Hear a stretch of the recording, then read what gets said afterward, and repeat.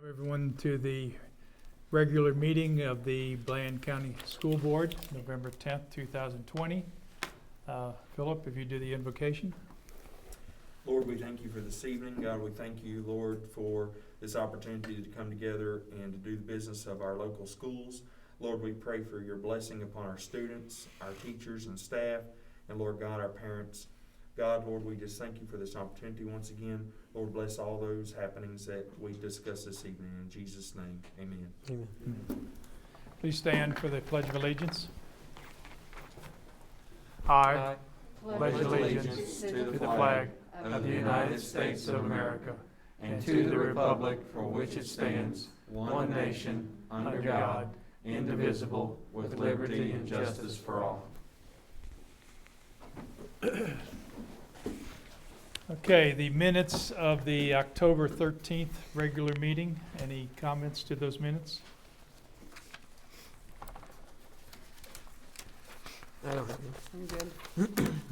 If none, we'll look at the October 26th minutes.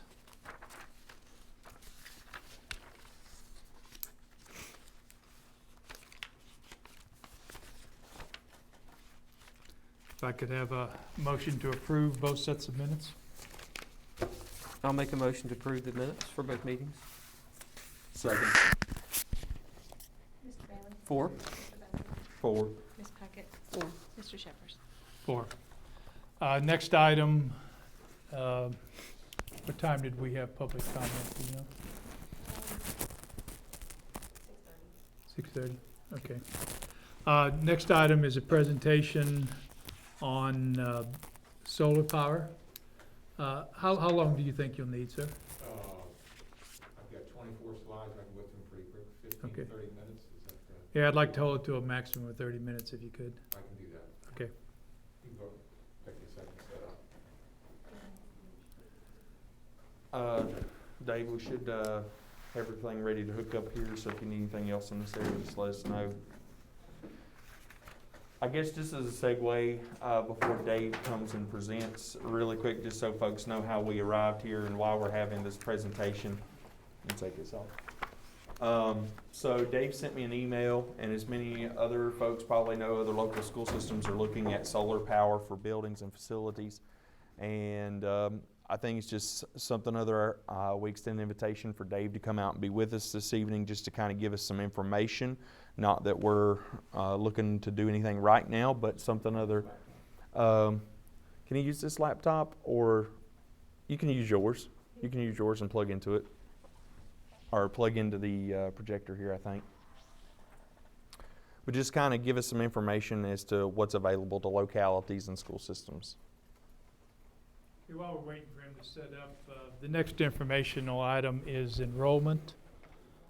Enrollment went up by 1 from September to October to 662, which is 22 less than last year. I'm not sure, Scott, do you have any information as to how many are still remote? I know from high school, 60?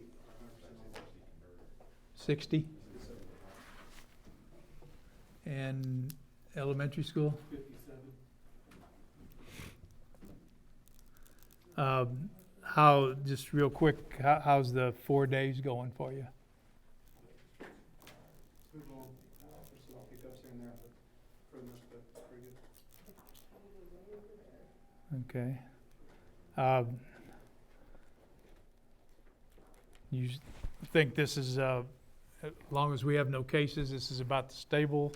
Or you think people are going to be wanting to come back, or how do you see the direction heading? Pretty stable right now. How our environment reacts to it, I guess you'd say. Of course, we'd like to be 5 days a week after Christmas, but who knows? That's the case.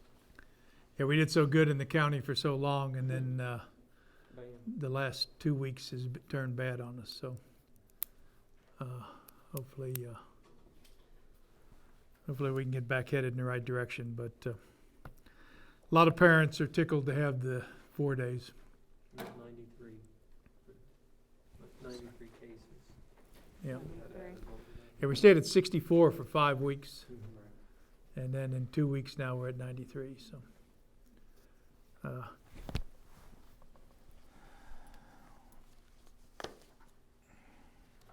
of the presentation, so you can Thank you, sir. take notes. Thank you, sir. Thank you. We're ready if you want to start. Can't lick my finger. Please don't. Yeah. Force a habit. Thank you. And then,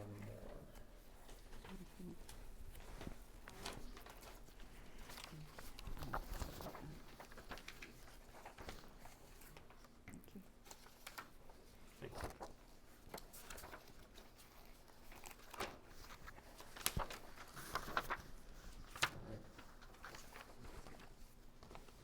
thank you for having me tonight. My name is Dave Ciccarelli. I'm the president of Kratos Renewable Energy Services and Technologies. Kratos, for those of you who don't know, is the Greek god of power. That's where we picked the name. Any Marines in here? Happy birthday, Marine Corps, just in case. I'm going to go over an overview of solar power in the Commonwealth, particularly for schools and other nonprofits. Kratos, as a point of reference, we are teamed with solar developers who have done school systems, for-profit, nonprofit, public and private, since we know Virginia, been in Virginia a long time. Does he need to be at the mic? Do you need him at the mic or anything? I'd prefer it, but I can live without it. Yeah, I maybe can- just step closer to it. Okay, again, our job as part of the team is to identify and vet clients for the developers who then perform the project. So we're knowledgeable about solar power, what it can and cannot bring to school systems and how to go about getting it.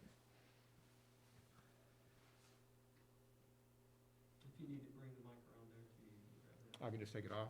Yeah.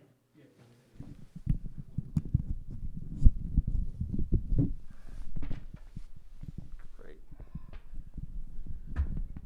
This is a visual, real quick, that shows the big yellow circle is a representation of how much energy, solar energy, reaches the Earth from the sun. And on the right side, that little orange dot, that's how much energy, electrical energy, the entire world uses in 1 year. The sun, in 1 hour, impacts the Earth with enough solar energy to take care of all the world's energy needs for a year, just to put things in perspective. You look at your bill, and it talks in terms of kilowatt hours. That's 1,000 watts over an hour. 1,000 times that is mega, 1,000 times that is giga, 1,000 times that is tera. Sun energy is measured in terawatt years. So it's a lot of energy coming down. Solar power, how it works. Light from the sun hits a solar panel. It's called a photovoltaic. You'll see PV panel. It converts, the electrons move, and it generates DC, direct current energy. There's a box, a mechanism near the panel called an inverter, which converts to AC, which is what runs through your house, your building, and that's what you use. So it's a combined system. A commercial solar panel, just to get a feel for how big these things is, it's about 6.5 feet long, a little over 3 feet wide, varies between 1.25 inches and about 1.6 inches thick, weighs about 50 pounds. When they're mounted on roofs, they can be ballasted. You can actually have cinder block type mechanism. They can be clamped on. They do not damage or impact the integrity, watertight integrity of a roof. Obviously, if you've got an old roof, it's beneficial to put a new roof on the thing. We have roofing teaming partners that can help with that. Bloomberg Corporation actually is in the business of rating the quality of solar panels. And they're tier 1, tier 2, tier 3. And interestingly enough, they not only talk in terms of quality, tier 1 being the best, but solar financing entities, venture capital, and banks that lend for solar projects will give you stronger, greater, more beneficial terms as far as loans are concerned with a better panel. We use only tier 1 panels, which is the top quality and gives you the best loan terms. This is a graph over the last 13, 14 years, including a projection into 21 for solar capacity. Utility CSB, that is concentrated solar. That's kind of a strange thing. Anybody remember seeing Star Wars? When the Death Star had that little concave thing in it and the death ray went like that and then destroyed the planet? Concentrated solar is where you have a bunch of mirrors that actually focus solar power and concentrate it. It's a very small sliver. It's the yellow sliver. But commercial photovoltaic, the red, that's where the school system would fall. In general, what you're seeing is it's getting better and better. Things are getting cheaper. The laws are getting more friendly, and it's coming. This is cumulative installations. Again, yellow is non-residential. This is through 2020, estimated through the completion of the year. It's exploding. It's become much more affordable. The laws have become much more friendly, and the Virginia Clean Economy Act, which went into effect middle of this year, at the stroke of a pen, made Virginia, in general, a solar-friendly state.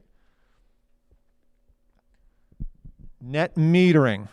You've always heard about selling power back to the grid. That's how this works. Your meter on your house or your building measures power coming off the grid from Appalachian Power into your house, into your building, and reading the meter beginning of the month, end of the month. That's how your bill is generated. Net metering, when your system is generating more power than your house, building, whatever needs, it measures power going back the other way, and it appears as a credit on your bill. And in certain circumstances, you can accumulate these things so that you're offsetting the cost of your power in the winter months when it's less sunlight per day, and you save money that way. So what you want to look for in a law that's passed or a tariff from the SEC or the Public Utilities Commission is net metering. You always look at the net metering rider, and we'll get into that. How do schools, nonprofits, municipalities get solar? The preferred way to do it, you always see these advertisements about free solar. There is an arrangement called a power purchase agreement, or PPA, and there's a variant of that called a PSA, or power service agreement, but I'll talk about a pure PPA. In short, you sign a contract with the solar developer. They put solar on your roof, on the field next to your ball field. They design, develop, construct, own, and operate the system. You sign a contract with them to buy power from this fuel system. They call it a renewable fuel system at a fixed rate over a period of time. So let's say the PPA covers 25 years. You will know each year exactly what you're going to pay for power, and it's going to be less than what you would pay Appalachian Power. The variant on that is a PSA, which you end up having the option after 5 years. You can't buy it in the first 5 years, but after 5 years per IRS regulations, you can buy the system with a loan, for instance, and at the end of the loan period, you actually own the system, and your power, apart from small operation and maintenance, keeping the things clean, is free. So PSAs and PPAs are great things because not a lot of school systems, particularly in this part of the Commonwealth, are walking around with tens of millions of dollars in the bank. You know, you've got a school system like Virginia Beach has 70 schools. It's a lot of money to put solar on all those schools. So these are the ways around that. And again, you as the school system would be the yellow box as the host. Renewable energy credits. There are a lot of incentives out there. There are tax credits that the federal government gives you, which as a nonprofit you cannot take advantage of. With a PPA or a PSA, the special purpose entity that's created to manage the project gets to take those credits, those tax credits, and accelerated depreciation. And those savings on the part of that entity, that LLC that you're dealing with, allows them to give you a much more aggressive price. They're also not paying premium labor rates, union labor rates like that, so the labor used to construct and materials are much cheaper. You also get renewable energy credits. Think of renewable energy credits in two ways. Number one, like a share of stock, and number two, they are the mechanism that is effectively, I'll use a blunt term, the gun that's held to the head of the public utility to force them to generate power with renewables. So Appalachian Power's out there. They've got oil plants, they've got coal plants, they've got wind, they've got solar, they've got this. The legislature says, within Virginia, Appalachian Power or Dominion Energy, you need to generate such and such a percentage of the total power that you provide within the Commonwealth from renewables. Well, they've got a couple options. They can go down to find Farmer Jones down the street who's got 1,500 acres like they're doing with Georgia Power in Georgia right now and put in 30 megawatts of solar. And if you've ever seen a 30 or 40 megawatt solar farm, it is really impressive. Travel I-10 between Jacksonville and Tallahassee, and there are, I don't know, 70,000 panels in one field. It's solar as far as the eye can see. That's what's called a utility scale project. It's expensive. Utilities can do that. But there's all these other smaller projects, and solar renewable energy credits are generated from any project, any renewable project, for every 1 megawatt hour of energy they produce. And you don't have to own the system, you just have to use it. So as a PPA or a PSA user, where you don't necessarily own or operate, you get those credits. And you get to sell them on the market, and the prices vary essentially by the strength of the solar laws. For example, in Washington, D.C., where probably the strongest solar laws in the country, they're trading right now for about $400 a credit. Massachusetts about $300, Maryland's about $32, Pennsylvania's about $22. Virginia has yet to set their rate right now. We expect that next year. So if you were to trade right now, you'd probably use a wholesale rate of about $10. But let's say your system generates 1,000 of these things in a year. I'm just picking a number, and they're $50 each. That's money in your pocket that the school system gets from selling things, whether you own or operate or whether you're in a PPA situation. Kind of a really neat deal there. There's the top of a school that you might recognize down in Bland. 2 common mounting systems, roof mounts. We're going to look at the age of the roof, what conditions it's in, what it's made out of, how cluttered it is it flat, is it sloped, all those types of things. If it's ground mount, what's the zoning? Are there environmental concerns? Is it set aside for wetlands?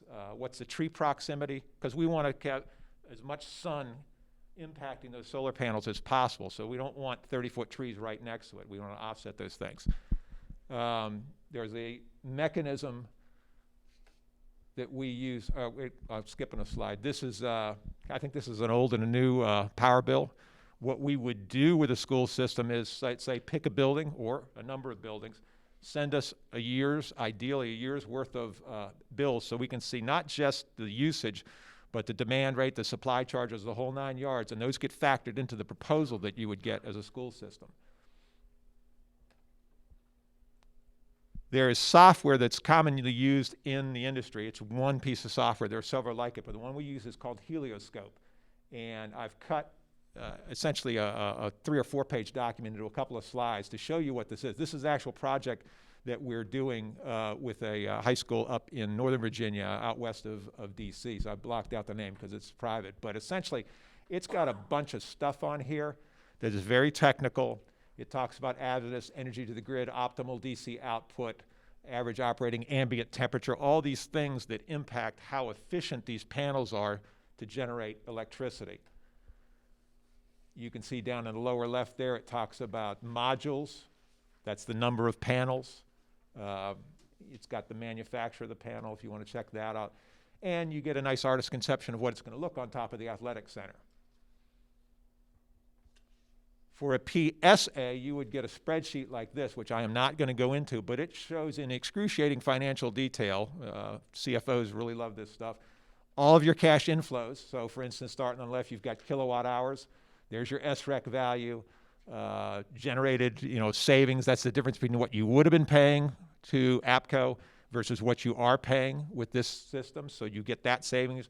You get the kilowatt hours times the SREC value. There's all your cash in. Then there's outflow, operations and maintenance. The yellow square in the middle, that's your inverters typically have a 20-year warranty, so you replace them in that year. The number down in the lower end, that's your savings. So they're looking over 40 years saving a little over $2 million for this one building, and they're actually going to do 2 buildings. We've got a lot of qualifications, experience. Our team member, Solar Renewable Energy, is based out of Harrisburg, Pennsylvania. Again, we are the advanced party in Virginia. I have, for the last 25 years, have run a condo and homeowners association management business, among other ventures, and I'm very knowledgeable about the state of Virginia. I've lived here a long time. So we have teamed with them to be their advanced party. We learn solar, we go out identifying clients. They're the ones that come in with the technical expertise and actually doing the installs. They also are in the business of managing SREC sales, so if you want to use them, you can do that with them as well. But this is a very well-vetted, solid company that has done solar for 10 years, again, over 100 completed projects and more coming. A couple of school districts, academies in New Jersey and Pennsylvania. We're working on some projects in Virginia right now. We're in conversation with probably about a dozen school systems and another half dozen private schools and institutions in Virginia at present. And again, the law just changed in July, so it's a little bit like the Oklahoma land rush in Virginia as far as solar is concerned. There's an example, Commonwealth Charter Academy, that they finished with a rooftop mount. There's a ground mount at Midwest Middle. They actually will monitor remotely. Every 15 minutes, they get telemetry signals that monitors the efficiency, output, and condition of the system, and that's part of the contract. So they can tell remotely how the thing's working. I've seen schools where they actually have electric signs on the wall so the kids can walk by in the schools and see how many cars they've taken off the road, how much carbon they've saved, all those types of things in real time. It's really kind of cool. But there's a problem. Unlike Dominion, Appalachian Power, which is part of American Electric, has got a loophole that you may have heard about. And this is a page from the Virginia State Corporation Commission Tariff 25, the net metering rider, which is where you go to look at these things. The language up top there, available, in other words, solar or wind, is available for newer existing customers who take standard service from the company, own or operate, or contract with other persons to own or operate. And you see contract with other persons to own or operate, you think, well, that's a PPA, PSA. We don't have to buy the thing. We can just sign a contract, they build it, and we start buying power at a reduced rate. There's no money out of pocket. That's a beautiful thing. However, what APCO has done is they do not classify municipalities and school systems as standard service.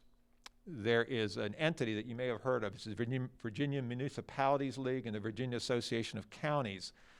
They have a steering committee headed by the town manager of Rocky Mount, Virginia, and every year they negotiate what is called a public rate. So you're not receiving standard service.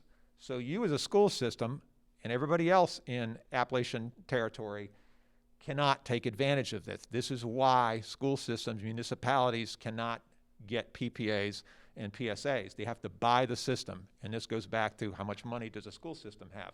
Not a lot. You could take a loan out and buy a system outright and amortize it, but you use a lot of money and you're not getting the tax benefits and things like that. So that's a problem. The solution. There is a huge campaign going on right now. And if you refer to the letter that I sent there, it's a letter from the superintendent of Carroll County Schools who I've talked to recently. And it's one of a series of letters that school systems, municipalities in the Appalachian Power Territory, primarily in Southwest Virginia, are sending to Mr. Urban, the chair of the committee. Again, he's the town manager at Rocky Mount. You can read the letter, and it's urging him, lobbying with him to take it to the next time they negotiate the rates with APCO, to change the rider and reclassify municipalities and school systems so that it's the same with Appalachian Power as it is with Dominion Power in the center of the state and on Tidewater and up north, so that you can take advantage of those things. Because right now, you're hogtied. But that's what needs to be happening. It's a lobbying effort. They also want to increase the amount of power or solar power that can be installed, et cetera, et cetera, et cetera. Be more than happy to talk more about that offline, but that's what needs to happen for you all as a school system to take advantage of those easier, less or more cost-effective, more beneficial types of systems. And showing my age a little bit, I'm not quite, I wasn't protesting back in the 60s, but here comes the sun from the Beatles. I'll take any questions you have at all. As Thank far you. as a rooftop, what's the weight usually? You're looking at between 5 and 8 pounds per square foot additional. So are you asking that we also write a letter supporting this? I'll leave that up to you, but my goal here, what I've found in our marketing efforts in Virginia, is that there's probably 3 or 4 active solar developers in Virginia, and they're concentrating primarily in Dominion territory, which we are too. But what I've found in the last 2 months of my massive email campaign, I've sent emails pretty much to every superintendent, assistant superintendent, CFO, head of plants, facilities, and every school board member of every school district and independent school system, public, in the entire Commonwealth. And I keep hearing the same refrain in the Southwest. Well, tell us more about this. Nobody's contacted them. So I'm a businessman. I would rather help you be the champion of this, all the counties in the Southwest, and bring, I mean, you can tell I kind of believe in this stuff. I have done a lot of different things in my life, but this venture that we're in right now, it really kind of energizes me. It's good up, down, sideways, across the board for everybody concerned. So I would love it if you all, as a school board, would write and jump on the bandwagon of having APCO change their mind to make solar and wind available in this area, APCO's area, the same as it is in other states and in the rest of Virginia. I think it's going to be very, very beneficial, and I think it would be a good thing. It would certainly give you all options that you don't have right now. This letter that we have a copy of, is that, would that cover what you need for us? Pretty much. The only thing that I would add to it, and I'd be more than happy to draft it, is when we were figuring out why or what the specifics of APCO's loophole was, I would like to see included in there the reclassification specifically, so the subcommittee knows that we want you all reclassified as customers receiving standard service, assuming they're not going to change the language in the rider.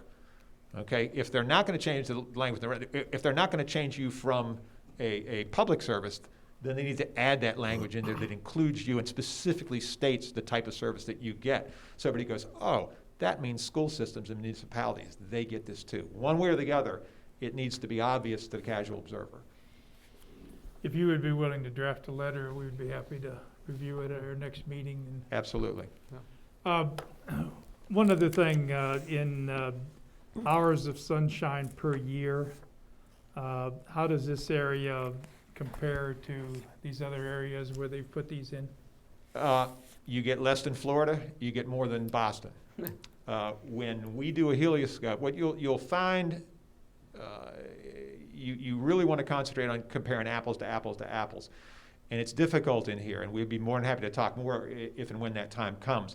But that's one of the primary components. If you're 37 degrees north latitude, let's say Washington, D.C., and you're using a Florida sunlight metric out of NOAA, you're selling somebody a bill of goods. They're not going to realize the output, the generation capability that they should. Conversely, if you're using Boston's, you're selling them short. Right. We want to be completely transparent and say that this is what we're using. We can show you specifically where we're getting the data from, and we're going to be real conservative. We want you to go in comfortable with the numbers that we're projecting, and a year later go, gee, we beat these numbers.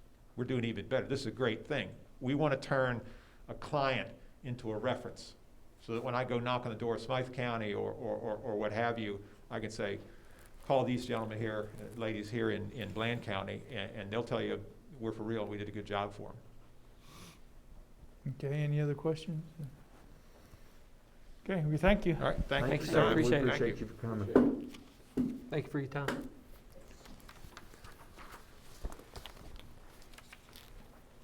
Okay, next item on the agenda, I'm going to drop this while I'm speaking here, Financial report. is financial reports. We received a letter from Dr. Workman on October 30th. We had $346,000 of rollover last year and asked the Board of Supervisors to extend that into this year. This letter is addressing that. What he's saying is that they will pass to us $200,000 in local funds and $150,000 in Corona relief funds. The $150,000 must be spent by the end of the year and must meet the requirements identified for Corona relief funds. Other things, we were notified by the state that we will be receiving $153,287 less from the state for the support of the schools this year. That's $153,287, Lenore, okay. And on another CARES move, we'll be receiving, if I can find the number here, $114,485. Again, this money must also be spent by the end of the year. So we've got quite a crash program to use this money properly and not lose it by the end of the year. In his Dr. Workman's letter, he talks to us about getting with them to adjust our budget, which we know we need to do. The problem is we have somewhat of a moving target, knowing we lost 153, we gained 115, and we know of some other things that are in the works also. So, Mr. Mead, my recommendation is you talk to him and ask him just how he wants to do this. The 114, assuming we spend it by the end of the year, is a solid number, but like I say, it is less than the amount we're losing from the state. Yes, sir. Any other questions on the financials? So, so the reason they wasn't rolling that over was just like they did in past was because of the percentage of our budget, correct? They could only roll over a specific percentage. I really don't know personally the answer to that. Okay. Rather not speculate. And the number that they totally rolled over from the CARES Act and the capital projects is the total sum of what we had left over at the end of last year's budget? We had 347 and they rolled over 350. So a little bit extra.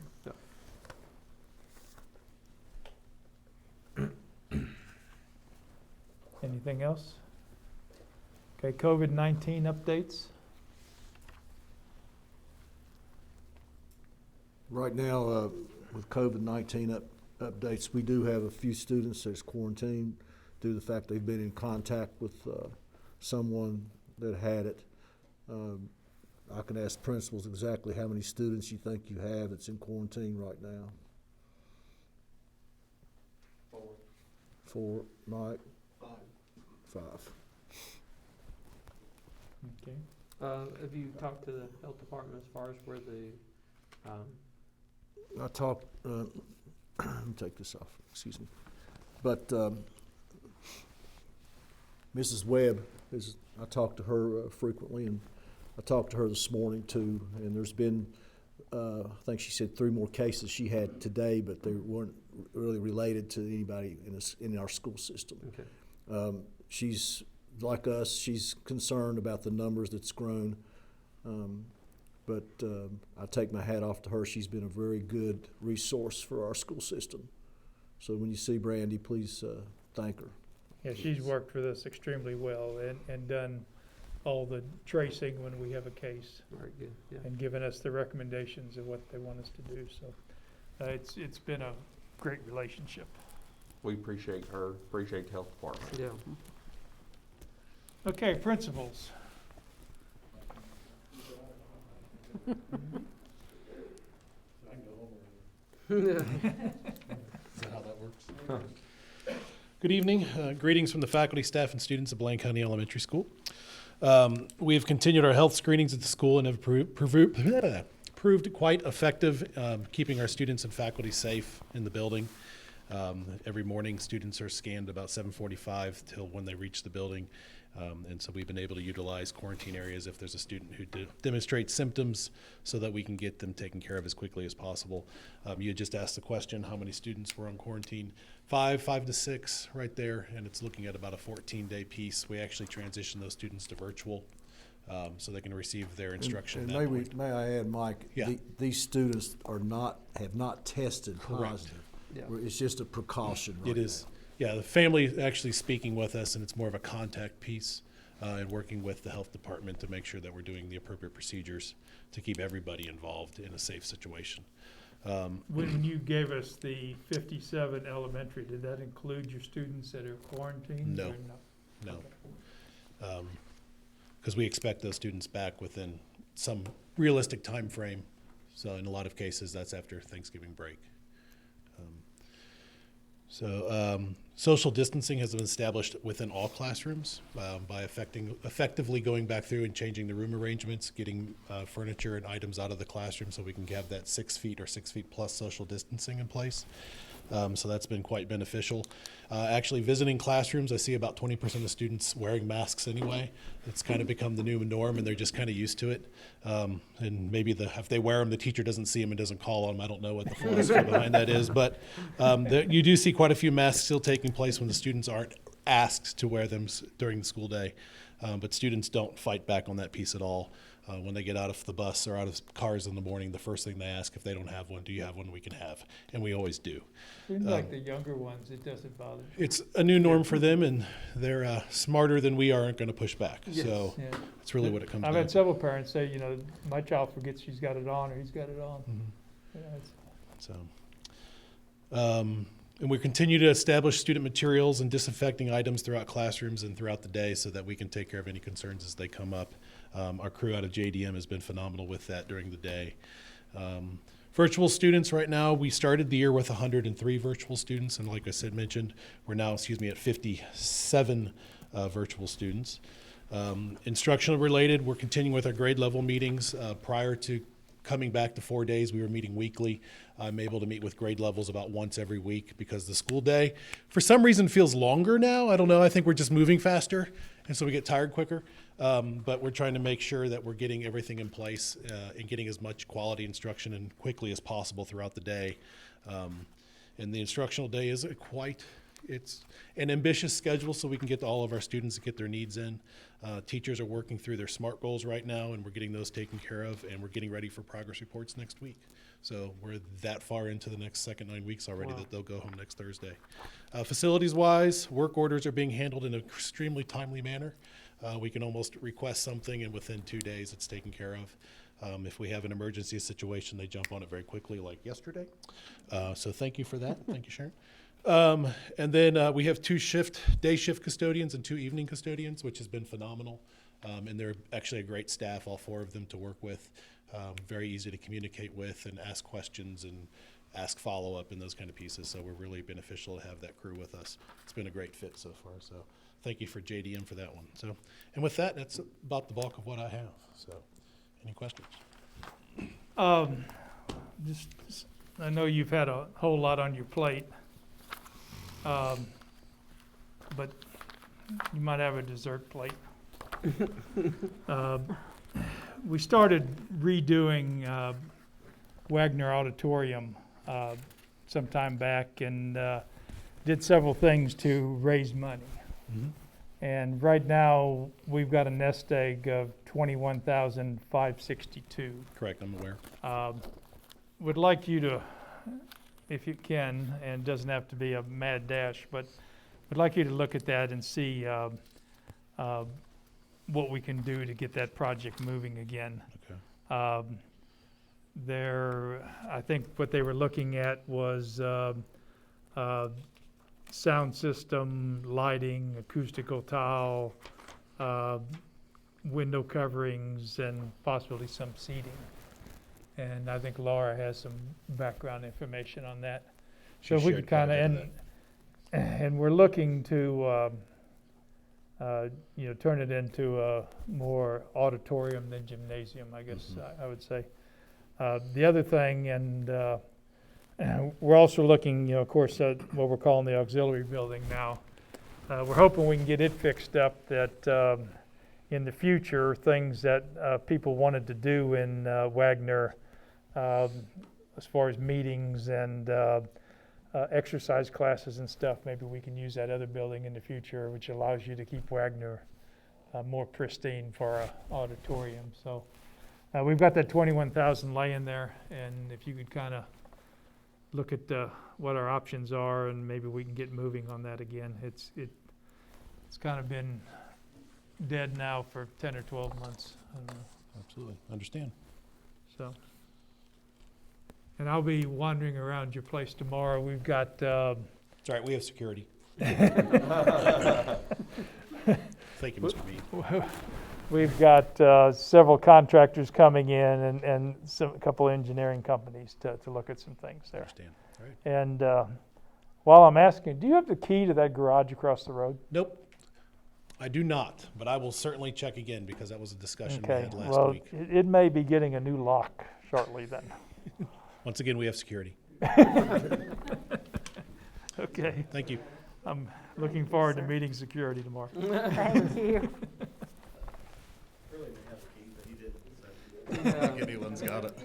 I don't think anyone's got it, so. No.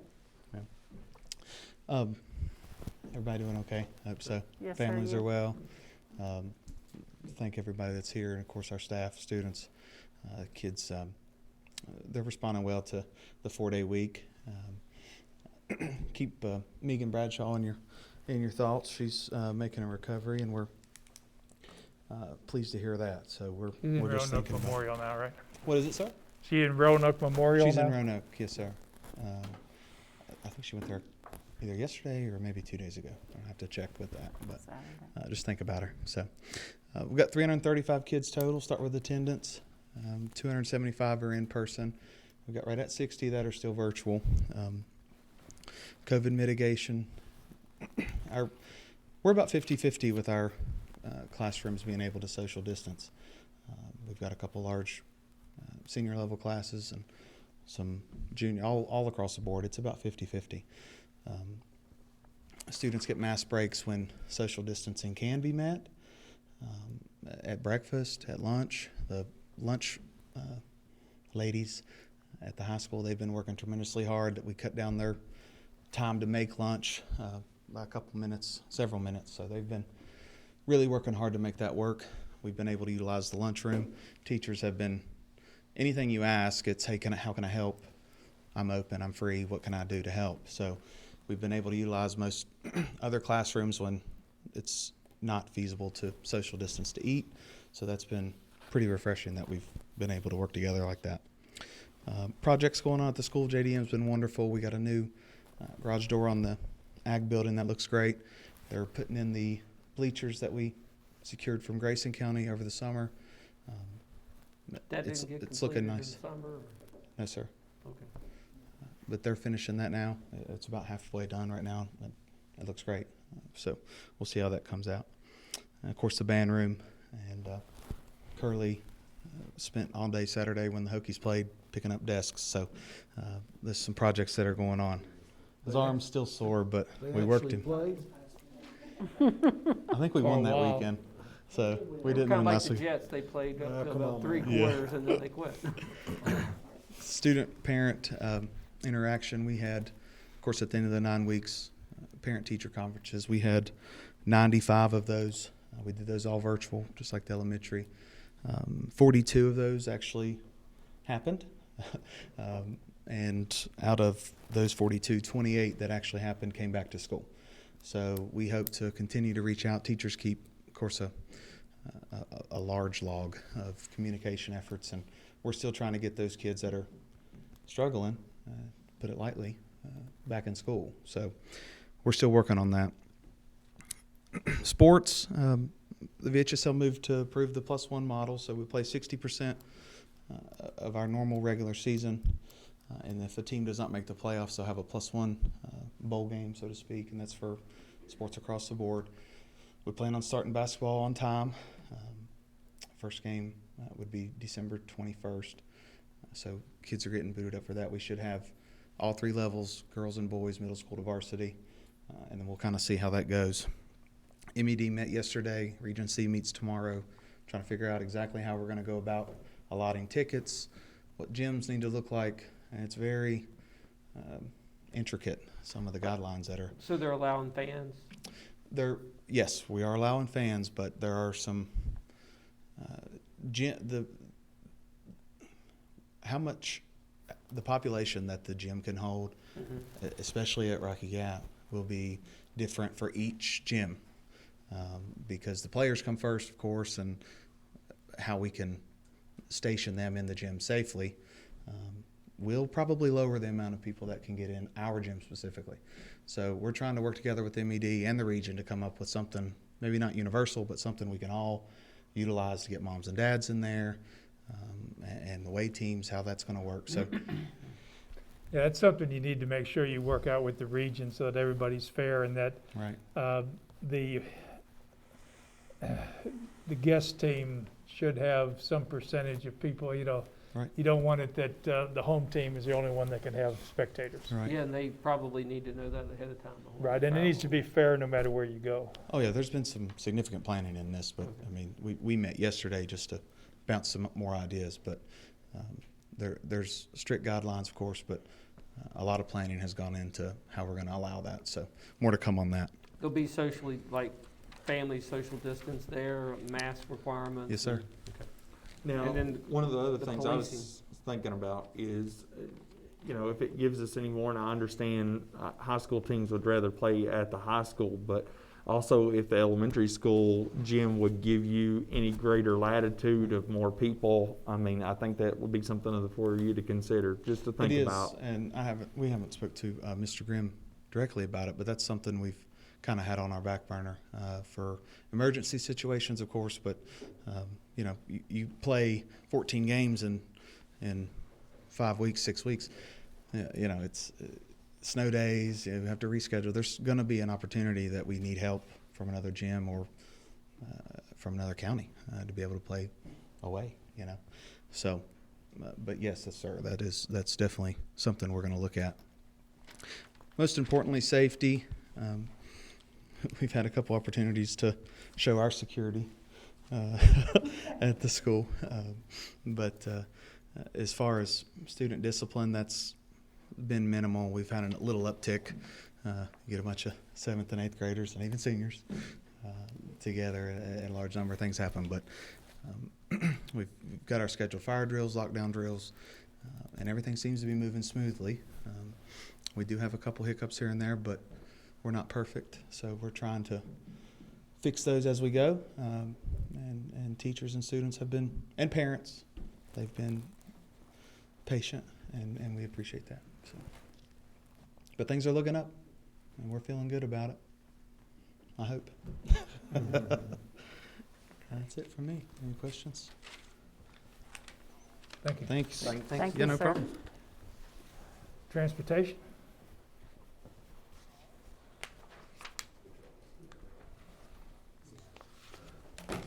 Good afternoon, ladies and gentlemen. I got a few things I'd like to update you on, the new bus routes and things we're doing here. We've been working together to try to figure out this mountain deal with Jake Briggs and transportation back and forth since we have come back to school. And right now, we're running 3 buses to and from the elementary to the high school. And with the capacity that we have, we're doing our best to social distance. Me and Mr. Mead, he gave me a chart to go by, and I've kind of went over with the drivers of how to do it. And when we need to put them in effect, we do put them 2 to the seat. And we're still doing our siblings together, keeping them together, so we can try to do that.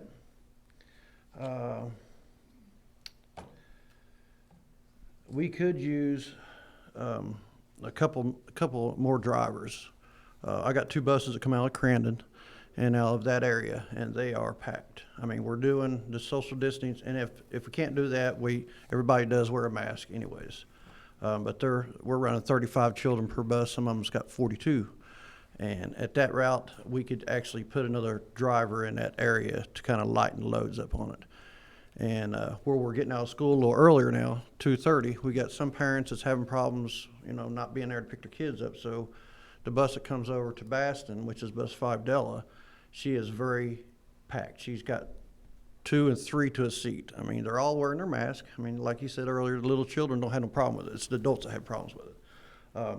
But we could use a sub-driver to bring that load over that drops off at the church here on the first shuttle run, and that would lighten up the Baston route as well. A few things that we could use down at the bus garage. We still need some lighting. It's getting It's getting where it's wintertime, we gotta shut the doors, and when you got 2 buses in there, it's dark, because everything's overhead.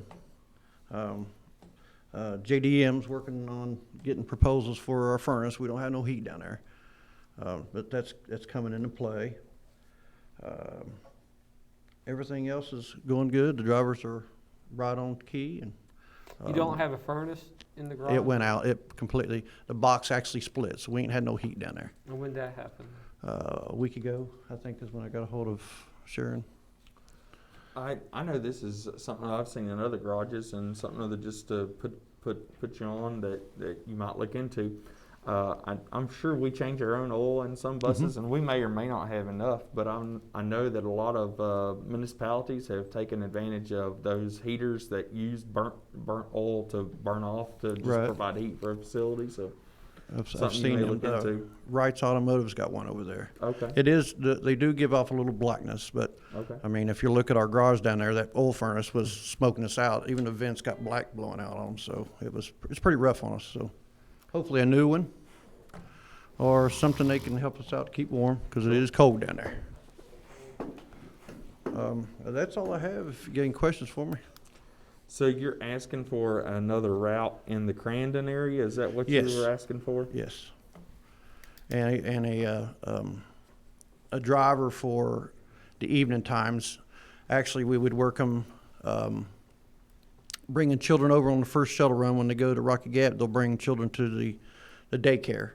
And then he would leave there and go and do our activity run. Because bus 10 is kind of getting crowded with football. Everybody's wanting to come over, so it's getting that time, which I'm glad for that. Do you have drivers to accomplish this? No, that's what we're working on. Okay. I mean, we're not holding you back if you can get the drivers. I think anything we could do to Okay. minimize the risk. The new class schedule, we had it scheduled for earlier, but we only had one gentleman. Of course, he already had his stuff going on, Mr. Hammond. Have you had, we put something in the paper and stuff for bus drivers, right? And you had some Yes. respond, or? We do now, we have 4. Okay, Yeah. cool.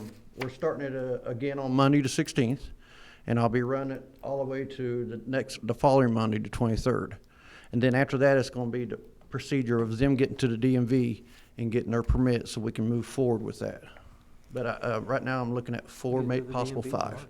I know I've got one fellow that came one night to a board meeting once, I know we weren't able to have that, so make sure we reach out to him. Yeah, absolutely. I seen him out in the community, so we want to make sure we do that. That's it. Any more? Thank you, Mike. Yes, sir. Hey, Super. Mike, I did send you in an email who's gonna drive the, ball games. So if you'll pull your email up, Crystal and Jeff, I think it's gonna be our drivers, but that will change now that we're changing schedules a little bit. I was going to also mention, I know we've got a bus route that is uploaded online.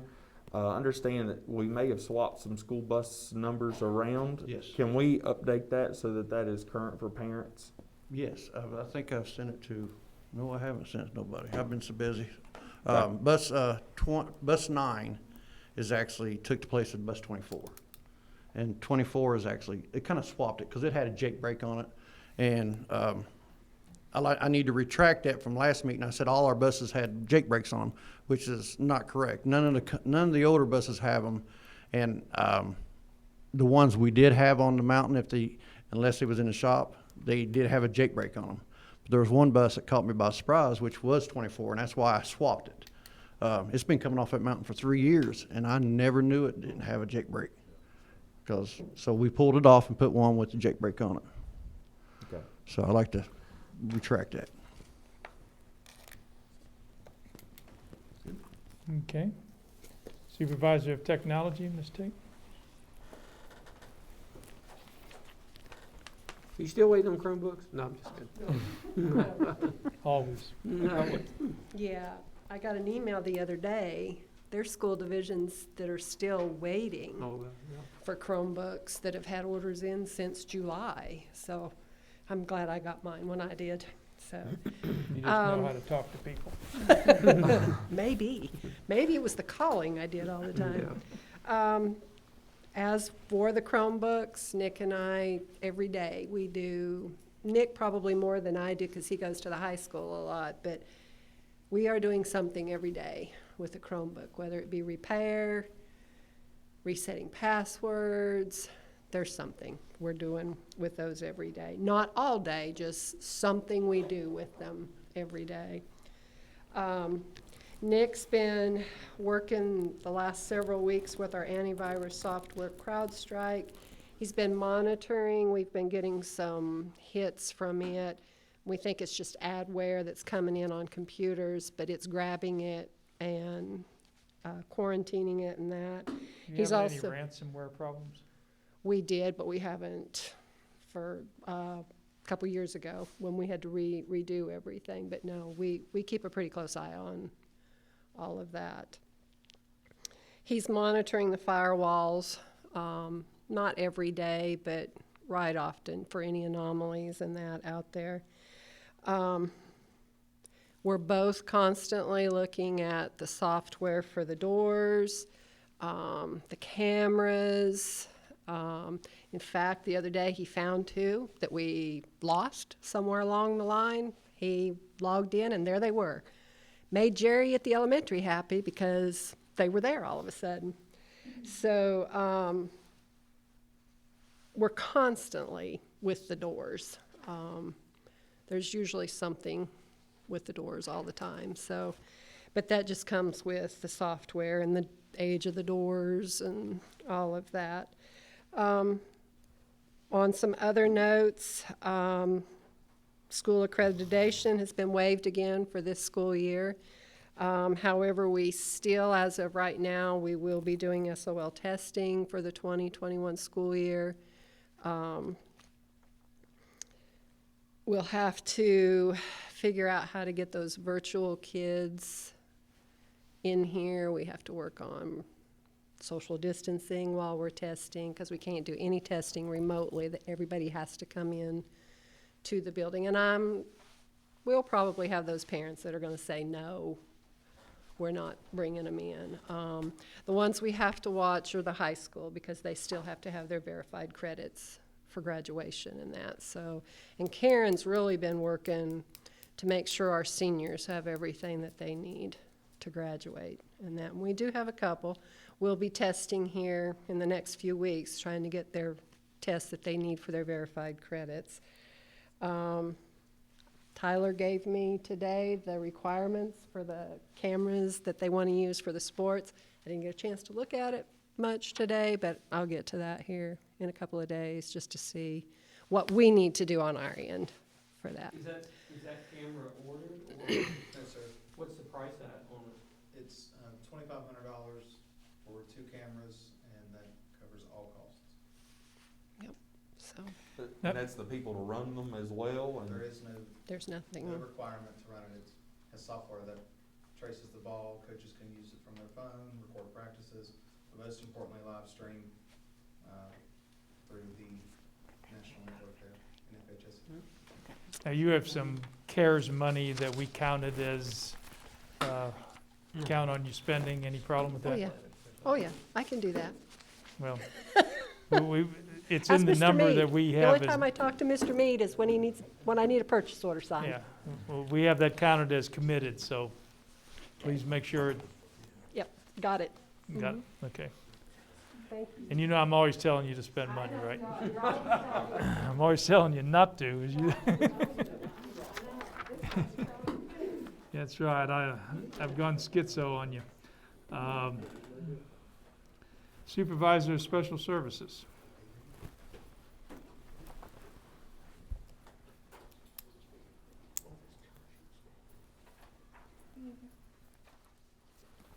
Thank you. Thank you, ma'am. Is that all you do is go to meetings? Thanks, Ms. Rand.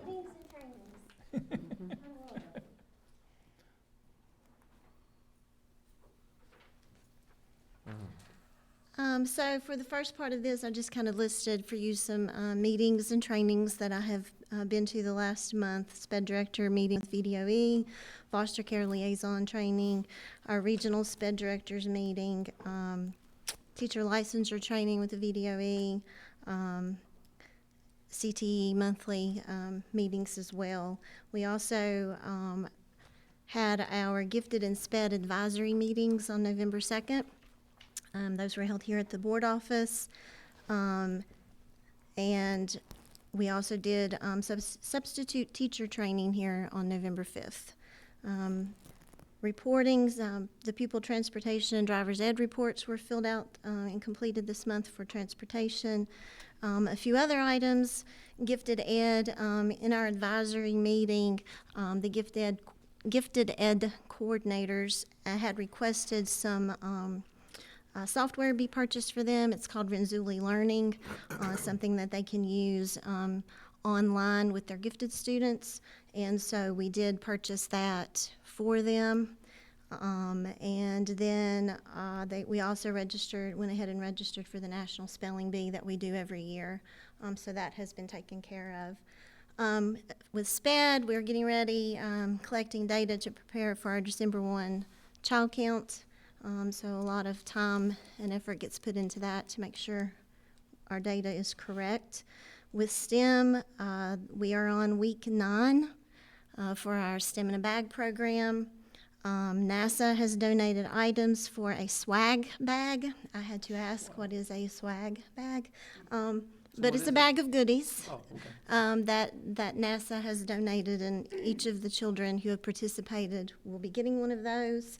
They're also going to be getting a T-shirt for participating. And Dr. Barbie Buckner is going to be conducting a video chat with the students here in a couple of weeks. And I always thank her for all the effort she does. She's great. She's great. She's great. One of these days we should recognize her. Appreciate her. She's done great. a lot of work. Mhm. We appreciate her. And that's it for me. Any questions? Are you good? The child count, is that for kids that are taking advantage of special ed services? Yes, Okay. yes, it is. Okay. Okay, All right, thank you. Thank you, Mr. ma'am. Mead?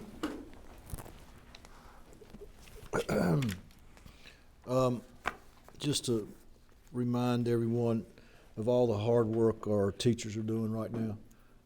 They're still continuing to do the virtual and face-to-face instruction, and I watch them every day, and they're really doing a really good job for us. Also, our office staff, they're getting the job done. They've been thrown a lot of curveballs this year, but yet they've stepped up to the plate and hit home runs at times. Sometimes they've struck out, but most of the time they hit home runs. And I watch them, and what really impresses me is how I forget which principal said it, but everyone's working together. And the atmosphere, even though we're working hard, is really good, better than I've ever seen it. So the climate at the schools is really good right now. Also, a shout out to custodians. Our schools are very clean right now, and I'm really happy with the job the custodians are doing. It's nice to go down those halls and see them shining, and the cafeteria is shining and stuff, and I really appreciate the job the custodians are doing, if you'll pass that on to them. Got some good news last week. I think it's great news, actually. Dr. Matt Hurt, who is head of our CIP program in the region, and it's been popular now throughout the state. I think Beth was here. There's like 40 school systems that's bought into the CIP program. It started out with less than 17 and just in our region, and it's grown. Well, and I don't have to toot the horn for Matt. I think most people know the kind of job Matt's done. Matt now is getting ready to form a virtual academy. And the virtual academy will be an academy set up in our region where it can pump out virtual instruction to all our students. So I'm hoping that we can get this up and going. He said it'd probably be next school year, but if it is next school year, the virtual piece that teachers are doing now could be consumed by the virtual academy. So it's, and Matt says every time he goes somewhere, that's the biggest issue. We're having to do virtual, we're having to do classroom instruction, can you give us some help? So he is forming a virtual academy. And I'm excited about it. I'll know more about it on Friday. We have a virtual soups meeting, and he's going to be there to talk about the virtual academy. Our sports teams are practicing. Robotics is practicing. We're just keeping our fingers crossed that hopefully we can have this up and going at the start of the season. But the kids are excited about it. They're excited about being able to participate in sports and after-school activities, and we are looking forward to it ourselves. And with that, you principals can chip in there, but it appears to me our kids are so happy to be back. They miss school, and they can say what they want to, but they may not miss English class, or they may not miss math class, but they miss each other. Right. And I really think our teachers miss those kids too. It was good to see you. I'm glad to see you back, and those type of things. So that was a good feeling to see all our kids coming back. And we have a few that's still not here, but I think eventually they will be back. I think Tyler said it, but keep Megan in your thoughts and prayers. Also keep Mary Ellen in your thoughts and prayers too. Mary Ellen's not doing well, and she's out. So we've got a few people that's has some problems, and just keep them in your thoughts and prayers, please. I didn't make it to the high school today, so I did miss my office crew. So a big shout out to that office crew up there and office crew at the elementary school. We got a new garage door at the Ag building. I mean, it is absolutely beautiful. I went out there and I got so excited. And so I went and grabbed Tiffany. I said, come on, you got to see this. And we go out there, and John's sitting there, and he's proud of it too. And you'd be surprised just what something new, a little paint on something does. But if you get a chance, stop by and see our new garage door. I think you'll be really impressed. That's about all I have for today. Any questions you have of me, I'll be glad to take them and try to answer them for you. I had a question that about the teacher contracts. They said they haven't received their contracts back this year. That they've signed them and returned them. I had somebody say that. Okay. Parker's on it. So Parker's on it? Yeah. I'll put Maggie on it. Put Maggie on it. Parker will put Maggie on I it. know she's listening. Yeah. Maggie, you'll be on it soon. I don't think I threw her out tonight. Huh? Yeah, that's right. Not today. Okay. Sharon, you're sitting here. Anything you'd like to say? No, sir, I think Tyler he took most of my thunder away from me. A couple things he didn't mention is that over at the high school that we did go in and close around the air conditioning units, all that has been completed. There's all the windows that was broken in the ag department now have been replaced, so that's Great. Yay. We paved the holes in both parking lots at the elementary school and at the high school. We're working on the boards. The petition that was in Building B that was put up, it's been replaced, and so now it looks really good. They did a good job on that. We're just moving along and stuff. We've been spring cleaning, summer cleaning, fall cleaning. All at the same time. I'm hoping soon that we It's will gonna be be out clean. of the cleaning mode. But hopefully that some of these spaces that have not been cleaned in years are getting cleaned out. And we still have some to do over at the high school. But for the most part, though, that's ticking along pretty good. So we appreciate the help. New blinds in the library. Oh, yeah, and I forgot, Mrs. James got new blinds in the library. Yeah. So we're slowly ticking out. I think there was 39 work orders in the month of October, and we've got 29 that's closed out, or something like that. I think we've got 5 left to do, but it could be where we're waiting on quotes or anything. I do have some quotes on Mike's heating problem that I'll pass along. I just got those today, and I know y'all were busy, so I'll pass those along to you. Also, look at the changing locks at both schools, and Denise was talking about the doors, and so that would be a plus to get. There's so many keys, and everyone seems to have some. Yeah. Gyms, so Or that not. would help with that situation. And also, I have the quotes back on the PA systems for both schools. Okay. you could stick around a few minutes after the meeting, I'd appreciate it. Also, A couple of things. Ms. James has had some students help her paint the library. Oh, It's- right. It's very, Thank you. pre- Come over and look, there's still a little bit of, trim work to clean up and I have to do behind the book, in the bookshelves, but you're all welcome to come over anytime and take a peek. All right, thank you. Okay, great. Thank you. Okay, school board? You know, November's a month of thanks, and so I started writing down a list of all kinds of different businesses to thank, but I'm for sure we'd miss somebody. So there's a lot of other folks, businesses that have helped us this year. Since I've been on the board, saw them help us with different projects and give us things and just bless us, really. And we would not be where we're at without them, and we appreciate them. But also with that, you know, we really appreciate our teachers and our staff and everybody who's a stakeholder who's just been doing their part during this time. And I know especially even as our students have went back to 4-day-a-week instruction that they just had more to do. And we just appreciate everybody putting forth their best effort and making the best out of this situation we're all in together and being safe and being well. So just thankful to everybody.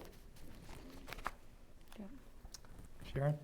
It's about the same with me. I always appreciate everybody, and I know everybody, it's been hard this year,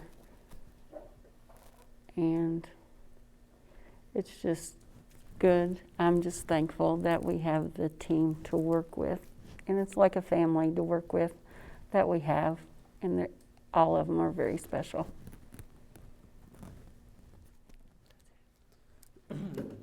Yeah, same thing, just reiterate that, just appreciate the principals and the teachers and all the staff and everybody else. And I appreciate the supervisors and Dr. Workman for the rollover and for the additional CARES money. We appreciate that and all the work that they do. I know as an average citizen, we don't realize what's happened here since March is really how it's going to affect the county. I mean, there's a lot of questions going in the next couple of years and stuff. And so I know they're under the gun and things, but we really appreciate the rollover and the additional, again, CARES monies that they've given to us. We appreciate them.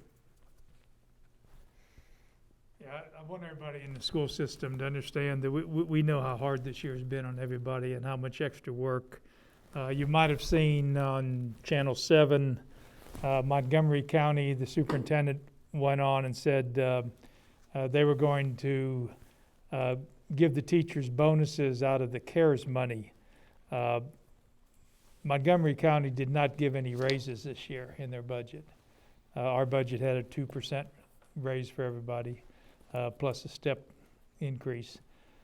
We went to the people that are covering the CARES money and asked what the rules were and what could we do for our personnel. And the statement was that it is absolutely not allowed to give across-the-board increases or incentives. So I don't know exactly whether they hadn't checked or whether they were misstated, but I want you to know we went to bat for it, but we're not allowed to use the CARES money for that. We're working hard to use that money effectively. That was one of the items that we wanted to review to see what our opportunities were, and we're told that it's an absolute no. So we were somewhat disappointed with that. But we realize the effort, and we are looking for ways to show our appreciation, and we'll keep looking for ways. Okay, I think Chairman, can I ask real quick? I know we didn't hear from Ms. Sarver. Public comment too? Did we have any? No, that's what I'm saying. We ran past. Is there any public comment? No emails or anything? Okay. I was going to just ask if we could get a report from Ms. Sarver as to the meals and the delivery of meals and how that's going with the nutrition program. Can you do a report, please? If you don't mind, come up to the microphone if you're going to. I'm sorry, I just... Because this might last an hour. I didn't have anything to say. He wants to put you on TV and internet. And No, I just want to hear. We have had increase in October in breakfast and lunch at both schools. At the elementary school, they served out 753 extra breakfast over last month. Great. Lunches, they served out 874 more lunches than they did the month before, so that's really good. The high school, 754 breakfasts more than they did in September. They went from 1127 to 1881, which is fabulous for the high school. The lunches, they went from 1693 in September to 2,637, which is an increase of 994 lunches. Cool. So the high school's great. doing really good, yes. Deliveries, the bus drivers are helping us deliver food on Wednesdays. The high school has 109 kids we deliver to, and the elementary has 86. So that's a total of 194 kids we're reaching. Since we've been back to school the 4 days, on Wednesdays, the kids that are in school, the 4 days will get a 1-day bag, and the kids that are still virtual still gets a 5-day bag. So anybody else that wants to sign up, we're more than welcome to put you on the list. And those are kids that's in school or not In school, out of school, they have to be any kid 18 or under. 0. We don't have any baby food, but we'll feed them something. No, I was not thinking about me. We can put mashed potatoes in a bowl for them. It's gonna be a while. But They can eat mashed potatoes. this is all the way through the end of the year, correct? As far as I So, know. and that's just for people that's watching, anybody that's in the county, it's Yep. 18 and under. Yep. We want them Whether to be they go to fed. school or not are eligible for Yep, the if they're food. Yep. homeschooled, if they're under age of school age kids. And we will Yes. bring it to you. Yep, we bring it to you. Delivered, so. This is it. call Thank Phil- you all so much, and thanks to the cafeteria Coordinating all staff as that. well. Call Yeah, Philip they've Butcher. worked very hard. Huh? I just told the internet to call you. Don't call me. I'm gonna Call give 'em your Kelly number. Sarver. I'm gonna give them your number. No, don't give him my number. Okay, action agenda, approval of payments.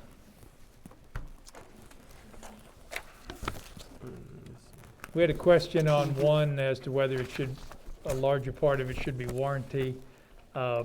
We're talked to the provider today, and he's going to provide us more information, but other than that, everything looked good to me. Which one one, was which that? cost was that It on? was the Fry Roofing.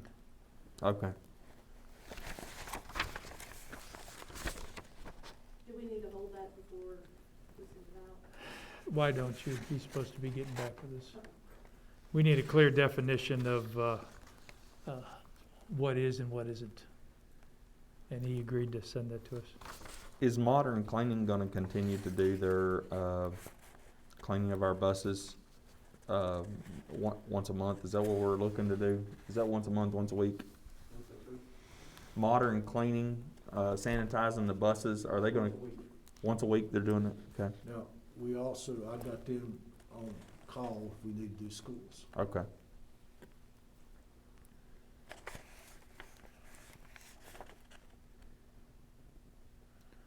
So need a motion if you guys are. Yeah, I'll make a motion to go ahead with payments, approve payments. A second. Mr. Bailey? 4. Ms. Puckett? Four. Mr. Buttrey? 4. Mr. Shepherd? For. We had public opening today on some bids. The roofs on the two external buildings at the elementary school on the east side. The low bid was $22,500. There is one question we have to resolve on that before we can move ahead. But I'd like to go ahead and get approval based on the understanding that that question will be resolved.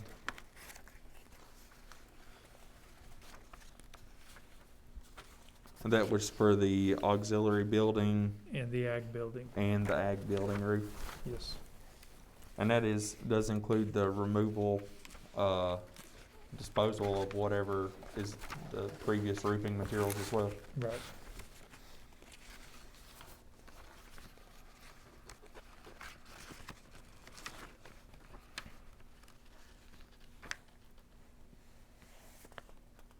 I'll make a motion to accept the bid. Second.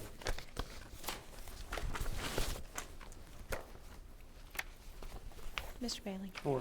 Mr. Buttrey? 4. Ms. Puckett? Four. Mr. Shepherd? For. There was a discussion as to whether we would not have snow days and move them to remote learning. And Mr. Mead did some research on that, if you want to give them the ins and outs of what that would mean. Sure. Basically, it's got to be fair and equitable to each student. And with that being said, if there's any power outages, that we couldn't use it as a remote day. And of course, do all students have devices and supplies? We probably could cover that part. Have the road conditions impacted a parent or guardian's ability to provide or arrange for childcare, which may be a prerequisite for participating in remote learning? How will the division provide any support services required for students with disabilities? But this is the one that kind of bothers me. How will the division maintain school meal services for eligible students? Divisions will need to consider their current service delivery model, and that's the National School Lunch Program, the Summer Food Service Program, and relevant conditions. So if we are out of school and we're going to remote learning, we have to provide meals for our students. But if we call it a snow day, then we do not? No. Right. Okay. So it looks like we're going to have snow days. Snow We're days in gonna have Blaine snow County. days. Unless Mike wants to get the four-wheel drive bus out. Well, it's It almost, doesn't make any sense. You No. close the schools because of snow, and now you got to deliver food. well, it's It's a government thing. it's a flat Earth society. Or Yeah. could we deliver the food Hey. if we know there's a snow day coming? Yeah. We think it's All going the to kids snow in tomorrow and take a Scotland. hamburger home. Yeah, If exactly. it's on a Wednesday, they'll already have it. Yeah, that's right. That's right. Okay, the next two items I think I covered actually under O&M projects, so we're down to personnel. Yeah. So Mr. Mead, if you want to make the, Yeah, with personnel, I'd like to ask you to approve the sub-bus drivers that's in your packet.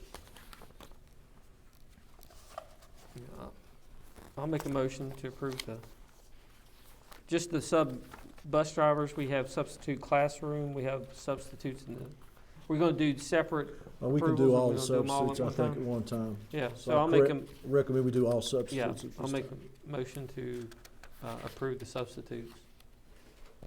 Second. Mr. Bailey? 4, Mr. Buttrey? 4. Ms. Puckett? 4. Mr. Shepherd? do we need a 4. separate one for the full-time bus I driver? was getting, that's gonna be my next Okay, recommendation. sorry. I recommend that you approve the full-time bus driving positions listed in your packet.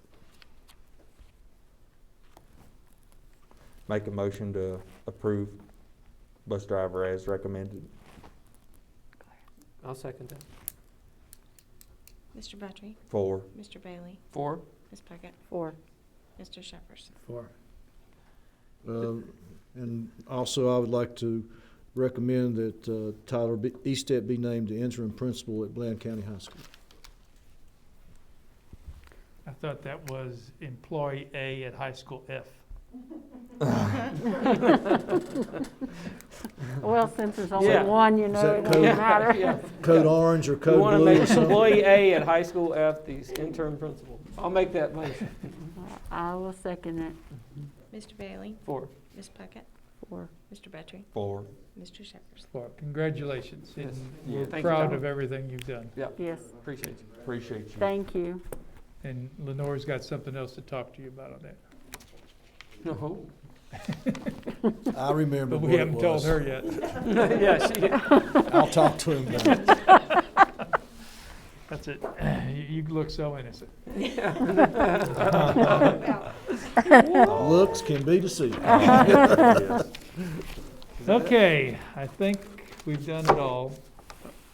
We would have a motion to adjourn. I'll make that motion. Second. Ms. Puckett? 4. Mr. Buttrey? 4. Mr. Bailey? 4. Mr. Shepherd? 4. Go Jets. I mean 0 Hey, Jets. we got the first round drafted. Trevor Lawrence will be a Jet, unless he decides to stay in.